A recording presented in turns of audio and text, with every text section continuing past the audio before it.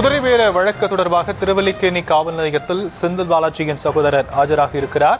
அது பற்றிய அண்மை செய்தியை நாம் பார்க்கிறோம். விவரங்களை செய்தியாளர் முரளி வழங்க நாம் கேட்கலாம். முரளி, தற்போதைய விவரங்கள் என்ன? வணக்கம் ஷாம்.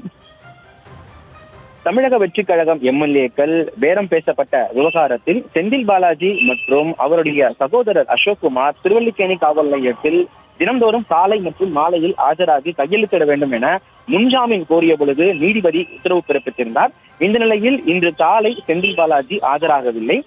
இந்த நிலையில் காலையில் அவருடைய சகோதரர் அசோக்குமார் மட்டும் ஆஜராகி கையெழுத்திட்டு சென்றிருந்தார். அதே போன்று மாலை 5:30 மணி அளவில் இருவரும் ஆஜராக வேண்டும் என தெரிவித்த நிலையில் அவருடைய சகோதரர் அசோக்குமார் மட்டும் தற்பொழுது திருவல்லிக்கேணி காவல் நிலையத்தில் ஆஜராகி இருக்கிறார். இந்த நிலையில் ஏற்கனவே காலையில் செந்தில் பாலாஜி ஆஜராகவில்லை.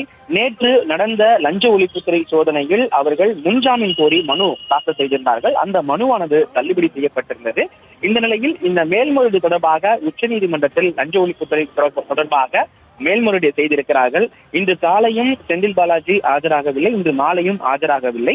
இது தொடர்பாக அவருடைய சகோதரர் அசோக்குமாரிடம் கேட்ட பொழுது அவர் காலையில் மருத்துவ பரிசோதனை செய்வதற்காக மருத்துவமனை சென்றதாகவும் அதன் பிறகு அவர் தங்கியிருந்த அறைக்கு வரவில்லை என ஒரு தகவல் தெரிவித்திருக்கிறார். இந்த நிலையில் மதியம் கூட அவரை நாங்கள் பார்க்கவில்லை என அவருடைய சகோதரர் தெரிவித்திருக்கிறார். தற்பொழுது அவருடைய சகோதரர் அசோக்குமார் கையெழுத்திடுவதற்காக திருவல்லிக்கேணி காவல் நிலையத்திற்கு உள்ளே சென்றிருக்கிறார். மீண்டும் அவர் வெளியே வரும்பொழுதுதான் அவர் தகவல் தெரிவித்திருக்கிறார். ஏற்கனவே தெரிவித்ததை போல செந்தில் பாலாஜி காலையும் ஆஜராகவில்லை, இன்று மாலையும் ஆஜராகவில்லை. உண்மையிலேயே அவர் மருத்துவ பரிசோதனைக்கு தான் வேறு ஏதேனும் மருத்துவமனையில் சிகிச்சைக்காக அனுமதிக்கப்பட்டிருக்கிறாரா அல்லது வேறு ஏதேனும் காரணமாக அவர் திருவல்லிக்கேணி காவல் நிலையத்தில் வரவில்லையா என்பது தொடர்பாக போலீசார் விசாரணை மேற்கொண்டு வருகிறார்கள். இது போன்று அவர் ஆஜராகாத பட்சத்தில் சட்ட ரீதியான நடவடிக்கை எடுக்க இருப்பதாக காவல்துறை தரப்பிலிருந்து ஒரு தகவல் வெளியாகி இருக்கிறது.